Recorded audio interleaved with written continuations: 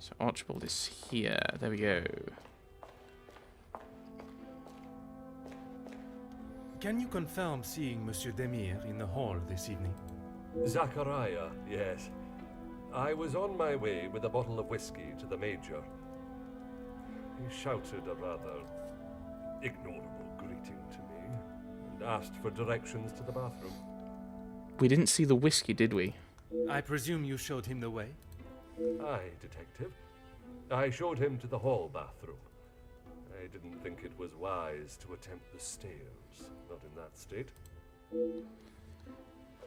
Where was the whiskey then? Where was the bottle?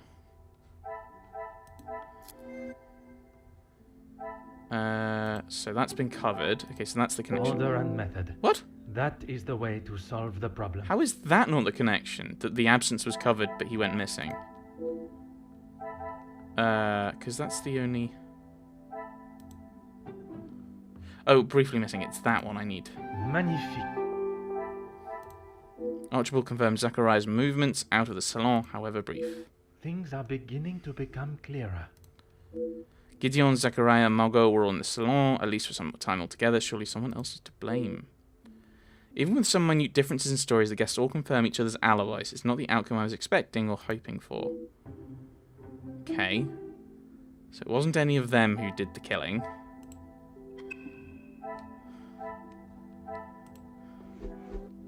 Come, my little grey cells, let us solve this mystery. Oh my goodness. Another one. That did not yield the result I designed. Perhaps a more direct approach considering their potential motives will reveal more. No! No, you... No! What's the point? Right. If all of them have alibis, the only option is two of them are in cahoots. Right? Right. Okay. No, the only way Gideon is guilty is if Zachariah and Margot are in on it. Because that would require Margot to... Like, she's deliberately mentioned Zachariah, but not Gideon. For Zachariah to do it, he just needs to be in it with Archibald. Ernesto needs Hugo and Jackie... Well, Jackie to be in on it. Margot requires Zachariah and Gideon. Jackie couldn't have done it. Jackie needs Hugo, Ernesto, and Poirot to be on it. Same with Hugo. So those two it definitely isn't. Just from alibis. And these are all a bit of a mess. The only one who... So there's no point. There's no point in trying to work out what their motives were when their alibi kind of defeats their opportunity. This is foolishness. I'm an open book, Poirot. I get the sense that you and Monsieur Gideon are not the closest brothers. When you have not been on level playing fields for years, it's hard to have a fair game. I am afraid I do not quite understand. No. If we're playing golf, he has a full set of clubs and a caddy in the form of my father. And I have the old split putter. Make sense now? Perfectly. There's certainly some hostility towards his brother. This runs much deeper than brotherly rivalry. Did you speak with the Major this evening? Why would I? I've got nothing to say to him. Except maybe to keep his hands off what is ours. Ours? What is yours that he could want? Money, of course. Why do you think he has been suckling at the Van den Bosch teat for so long? He's bled them dry, and now they will all do the same to our money. Our? My father's, Gideon's, it's all the same. Okay. I think that is all for now. Merci for your time. I mean, I think everyone's got a motive. It's just everyone's got an alibi. Whatever you require, detective. Your connection to the family is through Monsieur Demir. Yes, Gideon invited me. If you will recall from our previous conversation, we have been working together and he thought now would be a good time to discuss matters. To discuss business at the celebration of his engagement? We're all here, so what better time? He thought Da Silva might even let his guard down if he was in a more jubilant mood. It would be wise to not continue to ignore us any longer. And what business was it that was so urgent? We're trying to resolve the worker strikes. It has gone on long enough. Now is the time for him to listen to our demands so we can put an end to it all. Put the violence and upset behind us. So, are there plans for a negotiation with Monsieur de Silva? I am fighting for the basic rights of our workers. Nothing more. If he can't see that, he is a lesser man than I already thought. And where does Monsieur Gédéon fit into the negotiations? And his brother? His brother? I didn't even know he had a brother until I arrived here. Gideon certainly hasn't talked much about him. Oh dear. I get the sense there's not much love lost between them. Oh dear. How do you know the victim? I know that I don't think, or didn't think, a great deal of him. I'm just sorry I didn't get the chance to tell him what I thought. The man has recently been murdered. Someone must stand up to men like him, with their crooked dealings and lack of, well, any compassion at all. Another rousing speech, monsieur. It's the truth. If you knew what I know, maybe he wouldn't be dead, but behind bars instead. Okay. You seem to hold a certain level of, shall we say, anger towards the Major. Anger, yes, but that's all. I wouldn't kill a man. You must see why this leads me to have suspicions. You can't honestly think I did it. I am a man of peace. I make changes with words, not with violence. I barely mentioned the Major, and Monsieur Beccles became rather flustered and defensive. Well, when was the last time you saw the Major? Okay, last time I saw he was outside having a cigar. I spoke with him myself, but that was some time ago. He does love a cigar. You'd have to stand out in those conditions. I could barely see him through the snow. He's not bothered by the heat. By the cold. Because he didn't have the fire on in his study. Merci, Monsieur Beccles. It has been a most enlightening conversation. I didn't know we were both telepaths, for instance. So you want to talk to Zechariah there. Oh, no connections? Really? Right, I'll work my way along and then double back. More questions? I suppose so. Both you and the Major have been very supportive of Madame Van den Bosch over the years, n'est-ce pas? That is correct. And the reason for your support was always of a purely platonic nature. If you're trying to insinuate that I was expecting something in return, you can remove your head from the gutter. I meant no offense. I'm only trying to understand the dynamic of your relationship. Yeah, no, it seems like the Major may have not been purely platonic. I'm just wondering if... Yes. I may need to approach this in a different manner. Perhaps I should speak with the Comtesse on this. Can you tell me more about your relationship with the deceased? Felix, I didn't know him that well. We spoke a handful of times. I met him through Cassandra. I thought him to be rather pompous. But you remained polite, as any gentleman would. Of course. The negative opinion of the Major is rather ubiquitous. I'm yet to meet someone with a particularly positive view of him. You said you had talked with the Major a few times. About what exactly? He had approached me about doing some business together. I like to know who I'm getting into bed with first. And you both went ahead with your business venture. Not so much a business venture, more security related. But there is no need to discuss that any further. Is there something you wish to remain hidden about your partnership, monsieur? It was far from a partnership. I hired him to run security at my factories. If the workers were going to get violent, I wanted to make sure I was ready to protect my property. That might be why Beckers didn't like him. Why don't you tell me about your relationship with Madame Van den Bosch? What is there to say? She's a remarkable woman, and I admire her. Even after Edwin's death, she held herself with such poise. It sounds as though you hold her in the highest regard.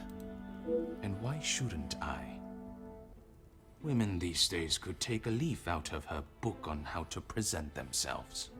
Okay. Merci for your cooperation. Okay. Does that give me any connections? No, but we have a lot of people to talk to. Alright, well, we'll talk to them as we get to them. No trouble at all.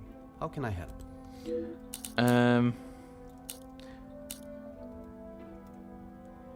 With the joining of your two families and the Major being around so much, I assume you knew him well? I knew of him more than actually knowing him myself. In the past, he made his feelings towards my brother and I quite clear. And that was not in a positive way. I certainly wouldn't call trying to get Angeline to postpone the engagement positive. Well, your brother, I spoke with him earlier. He was certainly enjoying himself. What do you mean? I do not mean to pry, only I imagine the whole room was aware of his celebrating with a bottle. You must be mistaken. Neither my brother nor I drink. What? Don't know how he could not have noticed the state his brother was in. Perhaps one does not see what one does not want to believe. How is your relationship with your brother? We aren't the closest. But what brothers are? Many. I would argue that many are. We've lived very different lives. Our priorities are different. He does not see things the way I do. There isn't much more to say. There is clearly more to uncover here. I shall return to the matter when I have the fuel that is required to get the answers. I'd like to ask you about your work with the Union. I have lent my voice to some discussions. I have tried to facilitate meetings. Just positive support. Does that positive support include sending letters to those on the opposing side? Detective Poirot, I'm not sure what you think I have done. Monsieur, a letter has been found threatening the Major of what might happen if he does not act promptly, and now he has wound up dead. You think my sending him a letter, warning him not to get involved, means I murdered him?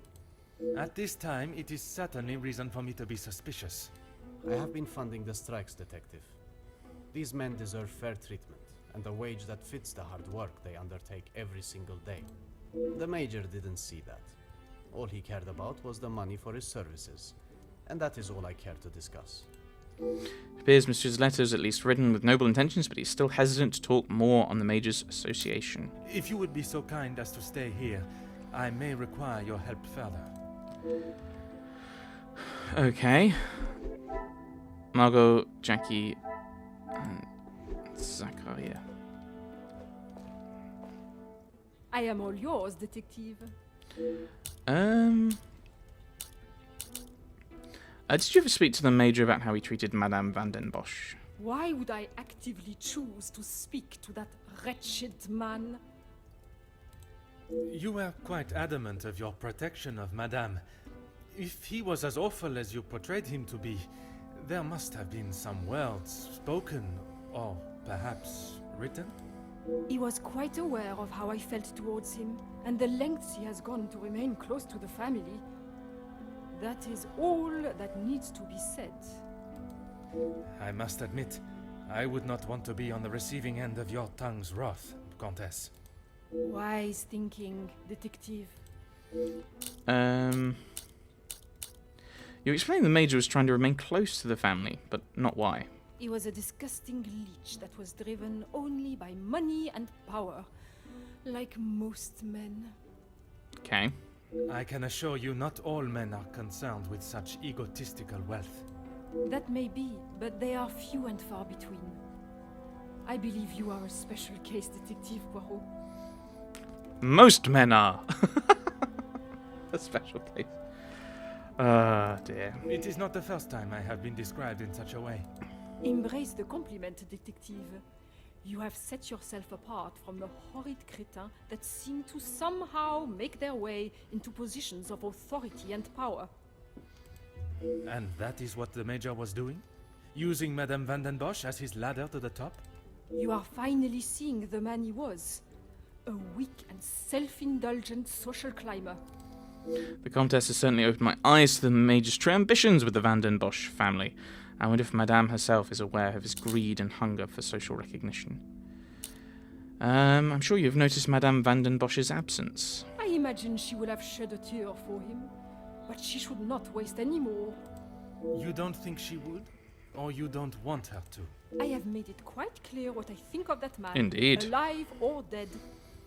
I would not want her to waste anything further on him. I don't know who has the sharper tongue, Madame Van den Bosch or the Comtesse.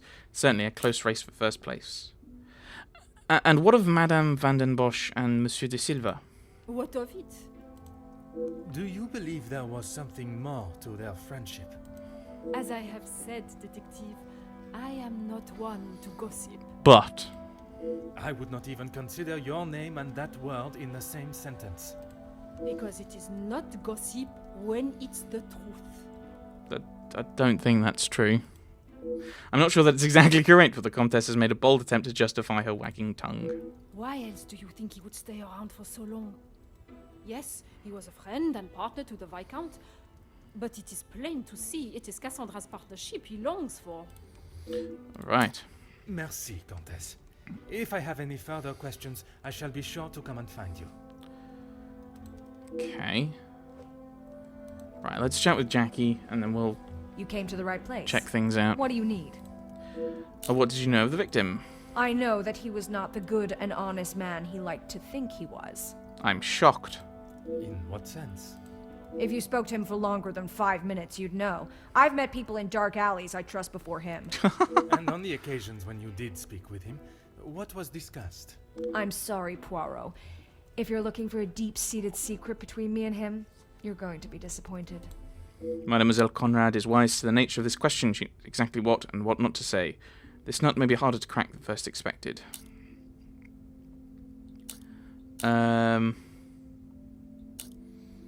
You seem to know a great deal about oh no, these are all distinct. They don't follow on. As you were previously speaking with him, I assume you know Monsieur Beckers as well then? That man has got some real anger issues. I get why he's frustrated. He's trying his best for the workers, but holding on to rage like that, something's gonna burst. A man suppressing his anger in a murdered body. The most amateur detective could see a connection. You seem to know a great deal about everyone. What can you tell me about Monsieur de Silva and Madame Van den Bosch? If you think you can use me as some sort of gossip machine, you are sorely mistaken. I can assure you it is not a case of gossiping. At this point, everything may be relevant to my investigation. So I would be helping you potentially solve a crime? You should have said that off the bat. To say he's smitten is an understatement. I reckon he's been wanting her for years. I see. Madame does not feel the same? Doesn't look like it. If she did, she would have said something about it, right? I don't know. What about the Comtesse? What do you think of her? I don't know if you really would. She's got a mouth the size of Texas, except when it comes to truths about her. She wants everyone to think that she's the savior of these girls at the shelter. But there's a side to her I don't think anyone gets to see. And what side is that? One that she is keeping tucked away under her very expensive dress. I can only see the work at a women's shelters as positive, even if the reason to start came from a selfish place. The work they do cannot be scoffed at. You have been most helpful.